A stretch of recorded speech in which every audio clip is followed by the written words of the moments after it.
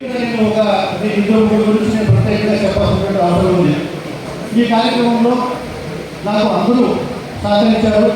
ఆ సహకారంలో భాగంగా మనకి పూర్వ అధ్యక్షుడు, ప్రస్తుతం ప్రధాన కార్యదర్శి, అప్పుడే అధ్యక్ష బాధ్యతలు నాకు గారు నాకు చిన్నప్పటి నుంచి తెలిసినటువంటి వ్యక్తి.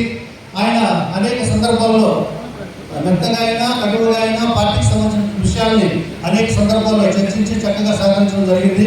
వారికి కూడా నేను హృదయపూర్వక ధన్యవాదాలు తెలియజేస్తున్నాను. అలాగే చంద్రారెడ్డి గారు, వారు ఇందులో వయోవృద్ధులు, అంటే వయసులో కాదు, పార్టీ యొక్క కార్యక్రమాల్లో వారు కూడా నాకు అనేక విధాలుగా సహకరించారు.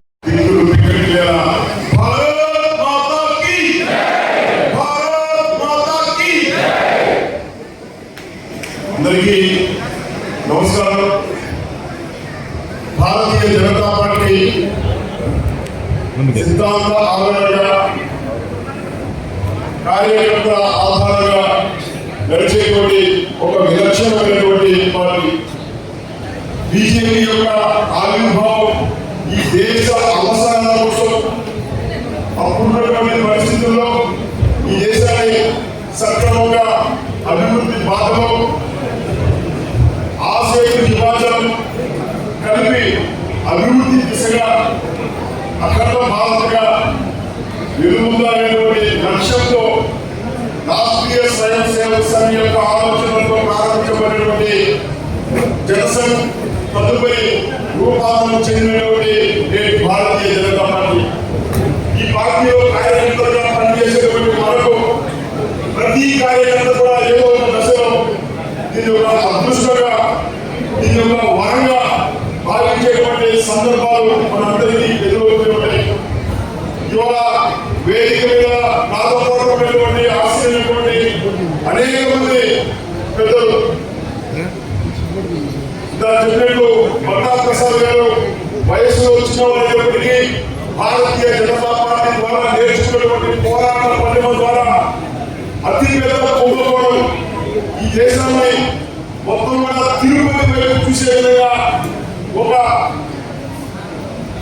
ఎలక్షన్ యొక్క వ్యవహారాన్ని అర్థంగా నిర్వహించి ఎన్నికల్ని అపహాసం చేసే విధంగా చేసినటువంటి తిరుపతి ఉప ఎన్నికల్లో జరిగినటువంటి బోగస్ ఓట్ల ఏరియాలో దాంట్లో ఉన్నటువంటి అసలు దోషులను గుర్తించడంలో, దానిపైన కేసులు నమోదు చేయించడంలో చాలా కష్టపడి సమాచారాన్ని సేకరించి జాతీయ ఎన్నికల కమిషన్ కి రాష్ట్ర పార్టీ ద్వారా తీసుకెళ్లి దానిపైన నమోదు చేయించినటువంటి ఘనత యువ నాయకుడు మట్టా ప్రసాద్ గారి.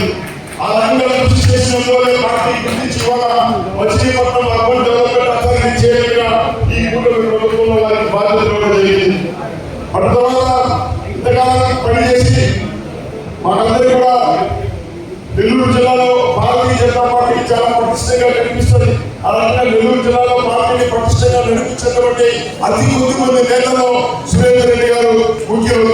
మేము విద్యార్థి దశలో ఉపయోగించే వారి యొక్క నాయకత్వ లక్షణాలు, వారి జిల్లా పార్టీ నడిపే విధానంలో నేను కొత్తగా యువమోర్చాలో చేరినప్పుడు కూడా నెల్లూరు జిల్లా ఇన్ఛార్జిగా ఉన్నప్పుడు వారి యొక్క నాయకత్వ లక్షణాలు, నడిపేటువంటి ఉద్యమాలు అనేక నేను చూసి వాళ్ళు చూసి నేర్చుకోవడం జరిగింది. అదేవిధంగా నాకు ఎన్నుకున్నటువంటి చంద్రారెడ్డి గారి యొక్క కుటుంబం, నల్లారెడ్డి గారి కుటుంబం అంటేనే భారతీయ జనతా పార్టీ. బీజేపీకి అడ్డ, బీజేపీకి అగ్రసం అంటే అది నల్లారెడ్డి గారి యొక్క కుటుంబం, నల్లారెడ్డి గారి యొక్క షాపు. ఎక్కడికి వెళ్ళినా కూడా ఏ స్థాయి, అప్పుడు కూడా జాతీయ స్థాయి నాయకులు కూడా తిరుపతికి వస్తే మొట్టమొదటిసారిగా ఓ టీకో కాఫీకో ఆశ్రయించేటువంటి ఒక కుటుంబం ఏదంటే నల్లారెడ్డి గారి కుటుంబం. సుదీర్ఘ కాలం పాటు ఏ రకమైనటువంటి ప్రోత్సాహకాలు లేకపోయినా కూడా నమ్ముకున్నటువంటి సిద్ధాంతం, విధేయతతో ఉన్నటువంటి పార్టీ కోసం పనిచేస్తూ ఎప్పటికీ చంద్రారెడ్డి అంటే బీజేపీ అంటే చంద్రారెడ్డి ఆ రకంగా ముద్ర వేయించుకున్నటువంటి వాళ్ళు కూడా మనందరికీ కూడా ఆదర్శం. మాకంటే ముందు పనిచేస్తున్న పార్టీలో తీసుకురావడంలో క్రియాశీలక పాత్ర పోషించినటువంటి వ్యక్తి చంద్రారెడ్డి గారు.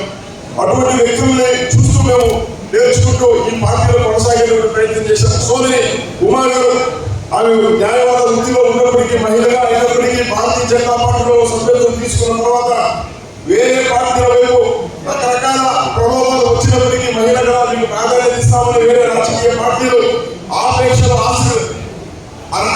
ఆకర్షించే ప్రయత్నం చేసినా కూడా ఆమె ఏ రోజు కూడా అటు ఇటు చూడకుండా